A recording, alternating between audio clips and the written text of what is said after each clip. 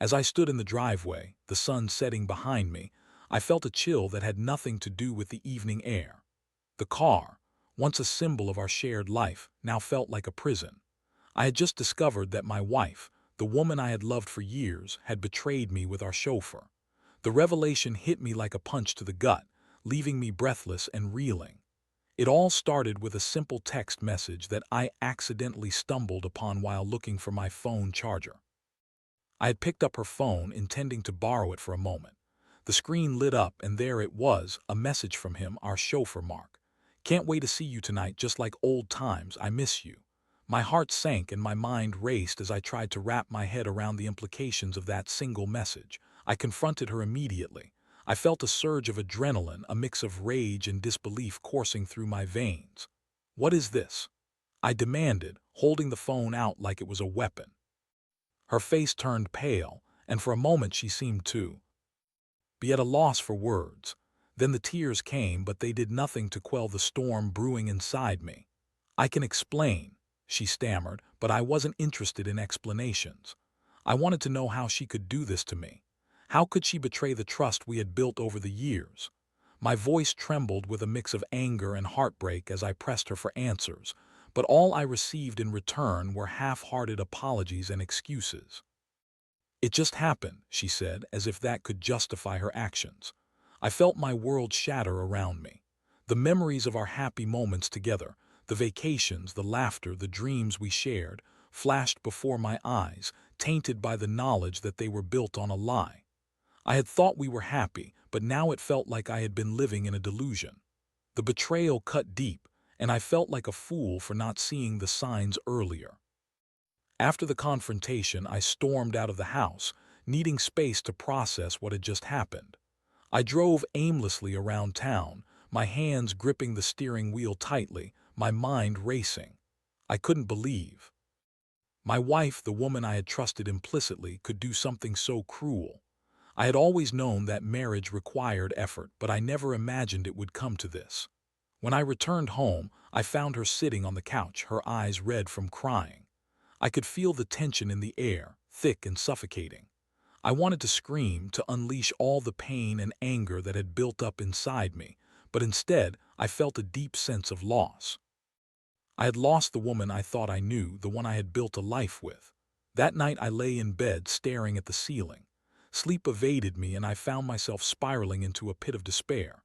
I thought about how I had been so blind, how I had taken our relationship for granted. I felt like I was losing a part of myself, and the weight of betrayal pressed down on me like a heavy shroud. The next day I made a decision, one that would change everything. I decided to sell the car. It was a drastic move, but I wanted her to feel the consequences of her actions. I wanted her to understand that comfort could vanish overnight, just as she had shattered the trust between us. I would sell the car and make her take the bus. It was a small act of revenge, but it felt necessary. As I sat at my desk, listing the car online, I felt a mixture of satisfaction and guilt. Part of me knew that this wouldn't fix anything, that it wouldn't erase the pain she had caused me. But I needed to reclaim some semblance of power in a situation where I felt utterly powerless. When I finally sold the car, I felt a sense of finality wash over me. I had taken a stand, and now it was time to see how she would cope without the luxuries she had grown accustomed to. I could only hope that this would serve as a wake-up call, a harsh reminder of the choices she had made. The days that followed were filled with a tumult of emotions: anger, sadness, and an overwhelming sense of betrayal. I watched as my wife adjusted to her new reality, one that stripped away the comforts she had taken for granted. The car had been more than just a mode of transportation. It had been a symbol of our lifestyle, our shared aspirations.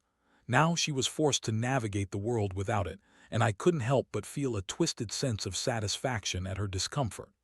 Each morning, I woke up to the sound of her getting ready for work, but instead of the familiar hum of the car engine, there was silence. I had made sure to sell the car quickly, and now she had to rely on public transportation. I could see the irritation etched on her face as she lugged her bag to the bus stop, the morning sun casting long shadows on the pavement. It was a stark contrast to the ease of slipping into the luxury of our vehicle, and I reveled in the thought that she was being reminded of the consequences of her actions. The emotional turmoil inside me was a constant battle. I felt anger boiling beneath the surface, but there were moments when sadness would creep in, reminding me of what we had lost. I thought about the years we had spent together, the love we had built, and how it all felt like a distant memory. It was hard to reconcile the woman I had married with the one who had betrayed me so deeply. During those early days of her newfound reality, I found myself reflecting on our relationship. I began to question everything. Had I missed the signs? Were there moments when I should have seen the cracks forming in our marriage? The truth was, I had been so focused on my work, on providing for us, that I had neglected the emotional connection we once had. I wondered if I had taken her for granted, if I had become complacent in our love. I remembered how we used to communicate openly, how we would share our thoughts and dreams without hesitation. But as life got busier, those conversations dwindled. I had thought we were still in sync, but perhaps I had been living in a bubble, unaware of the discontent brewing beneath the surface. The more I thought about it, the more I felt a sense of guilt creeping in. Was I partially to blame for her actions? Did my neglect push her into the arms of another man? As I grappled with these conflicting emotions, I couldn't help but feel a sense of loss, not just for our relationship, but for the man I used to be. I had always prided myself on being a good husband, a supportive partner, but now I felt like a failure. I had let my wife down, and in turn, she had shattered the trust we had built together. One evening, as I sat alone in the living room, I heard the sound of the bus pulling up outside. I glanced out the window to see her getting off, looking disheveled and exhausted. I felt a pang of sympathy, but I quickly reminded myself of the reason she was in this position. She had made her choices, and now she had to face the consequences. I steeled myself against the temptation to feel sorry for her. When she walked through the door, I could see the tension in her shoulders. She avoided my gaze, and the silence between us was deafening. It was as if we were two strangers living under the same roof, bound by a shared history but separated by betrayal. I wanted to scream at her, to express the pain she had caused me, but instead I held my tongue. I was still processing my own feelings, and I wasn't ready to confront her again just yet. Later that week, we had a family dinner planned with friends. I debated whether to cancel, but part of me wanted to maintain some semblance of normalcy, even if it felt forced. As we sat around the table, I could feel the tension simmering beneath the surface. Our friends chatted and laughed, oblivious to the storm brewing between us. I watched my wife, who tried to put on a brave face, but I could see the cracks. Her laughter felt hollow, and I wondered if anyone else could sense the underlying tension. When we returned home that night, I finally broke the silence. "You know they were asking about the car," I said, my voice steady but laced with an undercurrent of bitterness.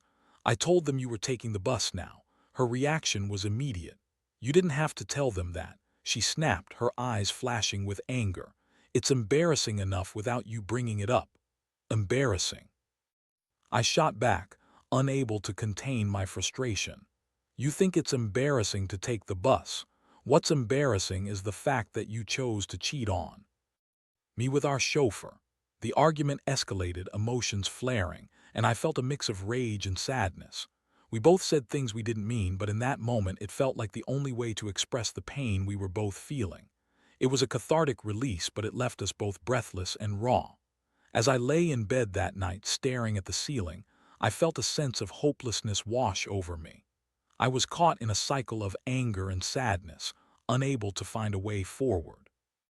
I wanted to move on, to reclaim my life, but the shadows of betrayal loomed large. I had taken a step toward revenge by selling the car, but I knew that it wouldn't erase the hurt or the loss. I spent the next few days in a haze, my mind alternating between anger and regret. The reality of my wife's affair weighed heavily on me, and I found myself caught in a cycle of despair. I had taken a drastic step by selling the car, believing it would send a message, but I was beginning to realize that the impact of that decision was more complicated than I had anticipated. One morning, as I sipped my coffee, I watched her struggle to manage her time. She had started leaving earlier for work, catching the bus before dawn, and I could see the toll it was taking on her. Her once gleaming eyes now appeared dull and tired, framed by dark circles. I felt a pang of something. Was it guilt? Or was it just a twisted satisfaction knowing she was experiencing discomfort? It was hard to tell. The mornings were the worst. We would pass each other in silence, her head down, focusing on her phone or the ground, as if avoiding the reality of what we had become. I wanted to confront her again, to demand answers, to ask how she could betray our marriage so easily. But every time I opened my mouth, the words stuck in my throat. I felt like I was in a standoff with a ghost, battling memories of the woman I once loved, the one who had shared my life and dreams. I began to devise a plan, one that would not only serve as revenge, but also as a means to reclaim my life. I wanted to show her that I was not just a victim. I was a man who had the power to change his circumstances. I started to think about how I could take control of my life again, to find a way to move forward without her. I had always prided myself on my job. My career had been a source of fulfillment, but now it felt suffocating. I decided to take a step back, to evaluate my priorities. I needed to focus on myself and rediscover who I was outside of my role as a husband. I started going to the gym again, something I had neglected during the years of our marriage. I found solace in lifting weights, in the sweat that dripped down my back as I pushed through my workouts. It was a small victory, a way to reclaim my sense of self. But the more I immersed myself in this new routine, the more I realized how isolating it felt. I was making strides, but I was still haunted by the thought of my wife and her betrayal. I thought about the times we had shared, the laughter, the intimacy. It felt like a distant memory. I began to question whether I could ever forgive her. One evening, as I was preparing dinner, I heard her come home. She shuffled in, her shoulders slumped, and I felt a rush of emotions, anger, pity, and an unexpected flicker of concern. I watched as she dropped her bag on the floor and sank into a chair at the kitchen table. The silence stretched between us, heavy and suffocating. I took a deep breath and decided it was time to confront her again. "How are you doing?" I asked, my voice softer than I intended. Looked up at me, surprise etched on her face. "I'm fine," she replied, but I could see the cracks in her facade. "Are you?" I pressed, "because it doesn't seem like it. You look exhausted." She sighed, rubbing her temples as if the weight of the world rested on her shoulders. "I'm just trying to adjust to everything," she admitted, her voice barely above a whisper. "Adjust to what?" "The fact that you destroyed everything we built together." I felt the anger bubbling up again, but I fought to keep it in check. "I know," she said, her voice trembling. "I messed up, I do. Know how to fix it. Do you even want to fix it?" I asked, my heart racing. I was desperate for an answer, for some indication that she still cared. "I want to," she said, tears welling in her eyes, "but I don't know if you can ever forgive me." Her vulnerability caught me off guard, and for a moment I felt a flicker of sympathy. But then I remembered the betrayal, the pain, and the anger surged back. "Forgiveness isn't something I can just give away," I said, my tone sharper than I intended. "You've shattered my trust." The conversation hung in the air, thick with unresolved tension. I wanted to scream, to unleash all the pain I felt, but I found myself at a crossroads. Part of me wanted to hold on to my anger, to let her feel the weight of her actions. But another part of me longed for the connection we had once shared. The days turned into weeks, and my routine became my refuge. I focused on my workouts, my career, and even began to explore new hobbies. Photography, something I had always wanted to try but had put off for years. I found solace behind the camera, capturing the world from a different perspective. Each click of the shutter felt like a release, a way to express the turmoil inside me without having to confront my wife directly. But as I immersed myself in this new life, I couldn't escape the reality of my marriage. I would catch glimpses of her in the house, moments that reminded me of the love we once had. She would laugh at something on TV, and I'd feel a pang of nostalgia. I found myself torn between the desire for revenge and the longing for reconciliation. One night, as I developed photographs in my makeshift darkroom, I heard her knock on the door. "Can we talk?" she asked, her voice tentative. I hesitated, my heart racing. Part of me wanted to slam the door shut and shut her out forever, but another part of me was curious to hear what she had to say. I opened the door and she stepped in, her expression a mixture of hope and fear.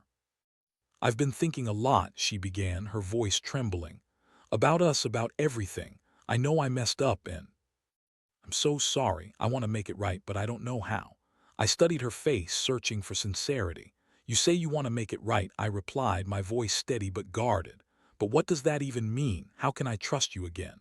The vulnerability in her eyes pierced through my defenses, and for a moment I felt the walls I had built around my heart begin to crumble. But then the memories of betrayal flooded back, and I steeled myself once more. "I need time," I said finally. "Time to figure out what I want, what this all means." Time became a strange companion in the weeks that followed. I felt like I was living in a limbo, caught between the desire to heal and the need to protect myself from further pain. My wife made attempts to reach out, to engage in conversations about our relationship, but I found myself retreating further into my own world. It was as if I was standing on the edge of a cliff, peering into the abyss, unsure whether to leap or retreat. The mornings continued to be a reminder of our altered reality. I would hear her shuffling about, her footsteps echoing in the silence of our home. She would leave for work earlier than before, and I could see the effort it took for her to adjust to the bus schedule. I felt a sense of satisfaction in knowing that she was experiencing the consequences of her choices, but it was mixed with a growing sense of guilt. I had wanted to make her uncomfortable, to feel the weight of her betrayal, but I couldn't help but wonder if I had gone too far. One evening, as I was reviewing my photographs, I heard her voice calling from the living room. "Can you come here for a second?" she asked. I hesitated, my heart racing at the thought of another uncomfortable conversation, but I knew I couldn't keep avoiding her forever. I set aside my camera and walked into the living room. She was sitting on the couch, her hands clasped tightly in her lap. "I've been thinking about what you said about needing time," she began, "and I want to give you that time. But I also need to be honest with you about how I feel." I nodded, bracing myself for what was to come. "Go on." "I've been trying to understand why I did what I did," she said, her voice barely above a whisper. "I know it was wrong and I can't take it back, but I want you to know that it wasn't about you. It was about me feeling lost, feeling like I wasn't enough. I thought I could find something outside of our marriage, but it only made everything worse." Her words hung in the air, and I felt a mix of anger and sympathy. "So you thought cheating would solve your problems?" I replied, my voice tinged with disbelief. "You thought that would make you feel better?" "I know it sounds ridiculous," she admitted, tears welling in her eyes. "But I was in a dark place and I made the worst choice imaginable. I don't expect you to forgive me right away. I just want you to know that I regret it deeply." I wanted to believe her, wanted to grasp onto the hope that maybe, just maybe, we could rebuild what was broken. But the scars were still fresh, and I could shake the feeling of betrayal that clung to me like a shadow. "It's not that simple," I said, my voice softer now. "Trust doesn't come back overnight." "I understand," she replied, her voice trembling. "I'm willing to do whatever it takes to prove to you that I can change. I want to work on us, on myself. I know I have to earn your trust back." As I looked into her eyes, I saw a flicker of the woman I had fallen in love with, the warmth, the vulnerability, the desire to connect. But I also saw the pain of the betrayal, the hurt that lingered like a dark cloud over our relationship. "I need to think about this," I said finally. "I can't promise anything right now." She nodded, her expression a mixture of hope and resignation. "I'll give you the space you need," she said quietly. "But please know that I'm here and I want to make things right." After that conversation, I felt a shift. The tension between us began to ease, if only slightly. I found myself considering the possibility of reconciliation, but the road ahead felt daunting. I had to navigate my own feelings of anger and betrayal while also acknowledging her desire to change. In the following days, I began to notice small changes in her behavior. She started taking the bus to work, but she also began to engage more with me at home. We would share meals together, and while the conversations were often strained, they were also filled with a sense of tentative hope. I found myself opening up a little more, sharing my own feelings of hurt and confusion. It was as if we were both trying to find our way back to each other, one cautious step at a time. But just as I felt a glimmer of hope, I was reminded of the fragility of our situation. One evening, while I was out running errands, I saw something that made my heart drop. I spotted her at a coffee shop, sitting at a table with Mark, the chauffeur who had betrayed me. They were laughing, their heads closed together, and for a moment I felt my world tilt on its axis. I stood frozen outside the cafe, my heart racing as a wave of anger surged through me. The sight of them together felt like a dagger to my chest, and I could feel the walls I had begun to lower rising back up again.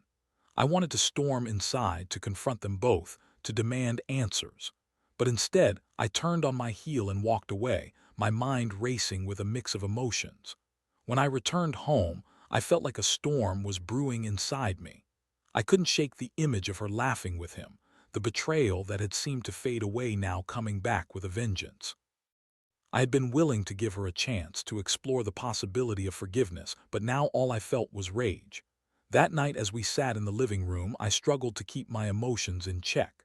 The silence between us felt oppressive, and I could sense the tension in the air. I wanted to confront her about what I had seen, but I was afraid of how she would react. Would she deny it? Would she try to justify her actions again? Finally, I couldn't hold back any longer. "I saw you today," I said, my voice low but firm, "at the coffee shop with Mark."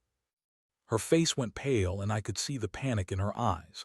"I can explain," she said quickly, her voice trembling. "Explain what?" I shot back, my anger boiling over. "That you're still seeing him, that you're still in contact with the man who betrayed us." "No, it's not like that," she pleaded, tears streaming down her cheeks. "I was just talking to him, it wasn't anything more." "Talking?" I spat, my voice rising. "After everything that's happened, how could you even think that was okay?" "I didn't mean to hurt you," she cried, her hands clasped in front of her as if in prayer. "I thought I could handle it, but I didn't know how to deal with everything. I was trying to move on, to show you that I'm committed to us, but I didn't think it would hurt you like this." Her words struck a nerve, and I felt a mix of anger and confusion. I had wanted to believe in her commitment, but now it felt like the ground was shifting beneath my feet. "You need to make a choice," I said, my voice steady but firm. "If you want to be with me, you need to cut ties with him completely. No more contact, no more excuses." She nodded, her expression desperate. "I will, I promise. Just give me a chance. I want to make this work." As I watched her cry, I felt a flicker of hope mixed with skepticism. Could she really change? Could we really rebuild what had been broken? The road ahead felt uncertain, but I knew that I had to be clear about my boundaries. "Then show me," I said finally, my voice softening. "Show me that you're serious about us. I need to see that you're willing to fight for this." Her eyes met mine, filled with determination and sorrow. "I will. I'll do whatever it takes." But deep down, I knew that words were just words. It would take time, effort, and trust to rebuild what had been lost. As I lay in bed that night, my heart heavy with uncertainty, I couldn't shake the feeling that we were at a crossroads. The days that followed our confrontation felt like a tumultuous sea, with waves of hope crashing against rocks of doubt. My wife was adamant about making things right, and I could see that she was trying. She cut off all communication with Mark, which I initially interpreted as a positive step. But with each passing day, I found myself grappling with my own conflicting emotions. Could I really trust her again? Could we really forge a path back to each other after everything that had happened? At times, I would catch glimpses of the woman I had married, the warmth in her smile, the laughter that once filled our home. But those moments were often overshadowed by memories of betrayal. I found myself questioning everything, the foundation of our relationship, the promises we had made to each other. I wondered if we were simply trying to patch up a broken vessel instead of rebuilding it from the ground up. We began to establish a new routine, one that was marked by cautious optimism. She would come home from work, and we would share our days over dinner. I found myself opening up about my own struggles, the feelings of inadequacy that had come rushing to the surface since the affair. I wanted her to understand that my anger wasn't just about the betrayal, it was about feeling lost and unworthy. "Sometimes I feel like I don't even know who I am anymore," I confessed one night, my fork pausing midair. "I poured so much into our marriage that I neglected myself. I let my career consume me, and now I'm left trying to piece together my identity." She listened intently, her eyes filled with empathy. "I understand," she said softly. "I think we both lost ourselves in different ways. I was looking for validation outside our marriage, and it was the worst decision I could have made. I didn't realize how much I would hurt you." Her words resonated with me, but I also felt a familiar wall rise between us. I wanted to forgive her, to believe that we could move forward, but the scars were still fresh. I couldn't shake the feeling that she had chosen to seek comfort in someone else instead of turning to me. "I just need to know that you're committed to us," I said, my voice steady. "That you're willing to put in the work to rebuild our trust." "I am," she replied, her voice earnest. "I'll do whatever it takes. I want to show you that I'm serious about this. I love you, and I want to make it right." But as the days turned into weeks, I found myself grappling with the weight of her words.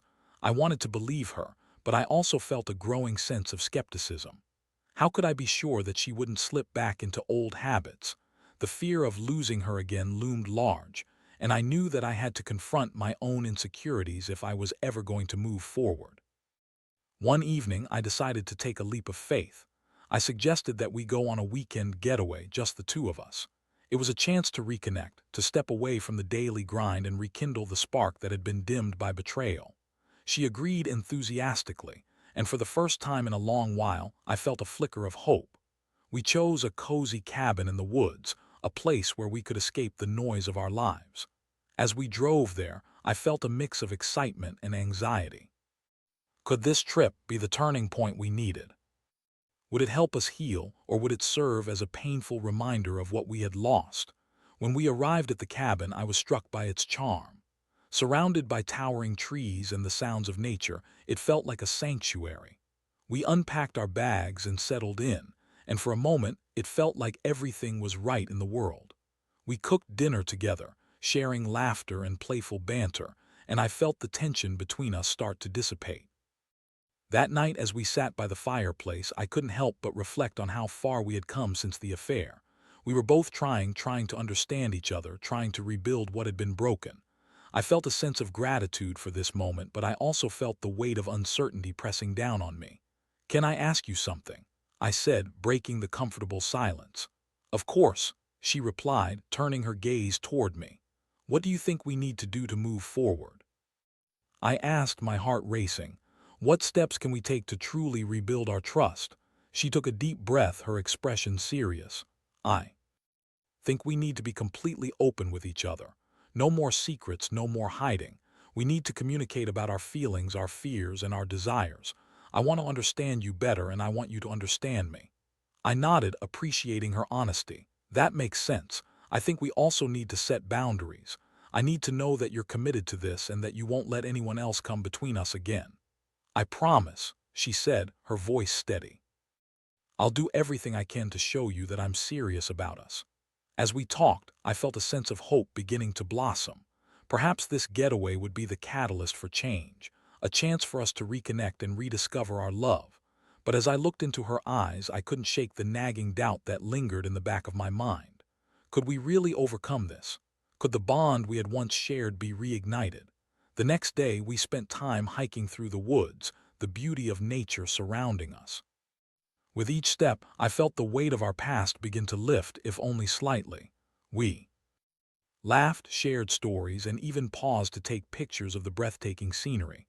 I felt a sense of connection growing between us, a reminder of the love that had once flourished. But as we sat on a log overlooking a serene lake, I couldn't help but voice my concerns. What if we can't get past this? What if the trust is forever broken? She looked at me, her expression earnest. "I believe we can. It's going to take time, but I'm willing to fight for us. I want our love to be stronger than the mistakes I've made."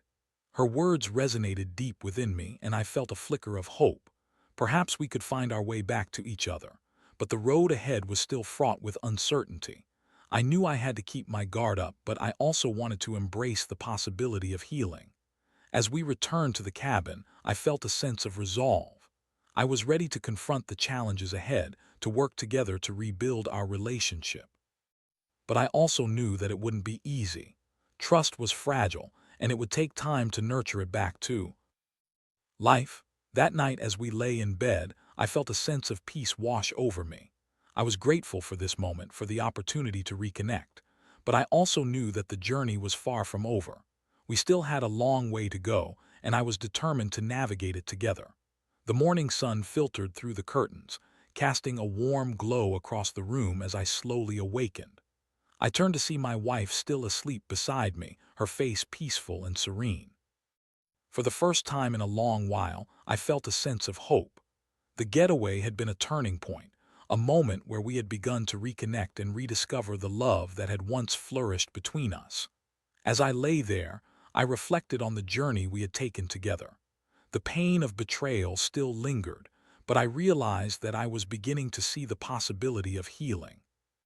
We had faced the darkness together, and while the scars of the affair would never fully fade, I could sense a new foundation being built, one rooted in honesty and vulnerability. After breakfast, we decided to take one last hike before returning to reality. The beauty of nature enveloped us, and we walked in comfortable silence, side by side, as if we were rediscovering one another. I felt lighter, the burden of anger and resentment slowly lifting with each step. As we reached a clearing overlooking the valley, I paused to take in the breathtaking view. It was a reminder of how far we had come, both in our relationship and as individuals. I turned to her, my heart full of gratitude. "Thank you for being willing to work on this with me," I said, my voice earnest. "I know it's not easy, and I appreciate your commitment." She smiled, her eyes sparkling with sincerity. "I want this to work as much as you do. I'm ready to put in the effort to be open and honest about everything. I love you, and I want to show you that I can change." In that moment, I realized that love is not just about the grand gestures or the perfect moments. It's about the willingness to confront the difficult truths and navigate the storms together. We had both made mistakes, but we were also learning and growing together. When we returned home, I felt a renewed sense of purpose. I knew that the road ahead would still be challenging, but I was determined to face it head-on. We had established a foundation of communication, and I was ready to build on that. I suggested we start attending couples therapy, a space where we could openly discuss our feelings and work through our challenges with the guidance of a professional. She agreed wholeheartedly, and it felt like a significant step forward. We both recognized that healing wouldn't happen overnight, but we were committed to the journey. As the weeks turned into months, we continued to attend therapy sessions, where we learned valuable tools for communication and conflict resolution. I found myself opening up more than I ever had before, sharing my fears and insecurities, while she did the same. We began to understand each other on a deeper level, and with each session, I could feel the walls we had built around our hearts slowly crumbling. We started to create new memories together, date nights, spontaneous adventures, and quiet evenings spent talking and laughing. The intimacy that had once felt lost began to resurface, and I found myself falling in love with her all over again. It was as if we were discovering a new version of our relationship, one built on honesty, trust, and a shared commitment to growth.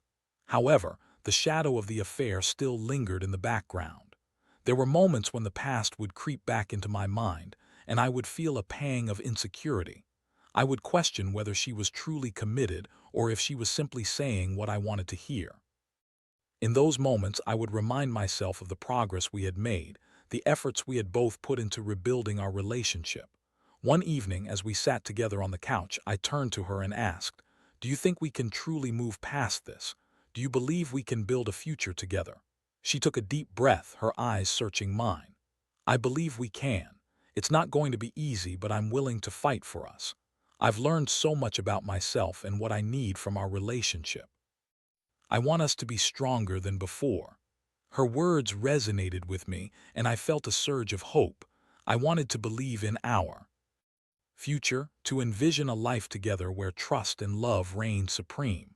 But I also knew that it would take continuous effort from both of us.